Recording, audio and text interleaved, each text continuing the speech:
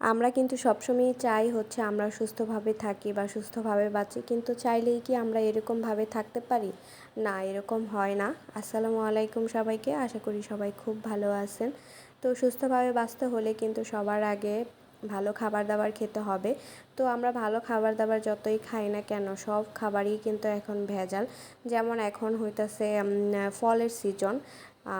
এই সিজনে কিন্তু অনেক বেশি আম কাঁঠাল পাওয়া যায়, কিন্তু আম কাঁঠালেও অনেক বেশি ভেজাল থাকে এখন।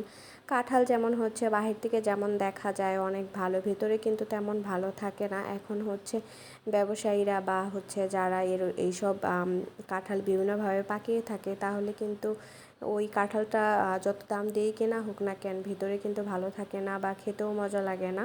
তারা কিভাবে যে এগুলা করে আল্লাহ পাকই ভালো জানে। এইসব খাবার খেয়ে কিন্তু অনেকেই অসুস্থ হয়। আর আমও কিন্তু সেম, আমও দেখা যায় ভেতর থেকে বাহির থেকে অনেক সুন্দর, বাট ভিতরে ওইভাবে ভালো থাকে না, মিষ্টি থাকে না। জানি না কেন এমন করে অসাধু ব্যবসায়ীরা, কিছু কিছু আছে এরকম।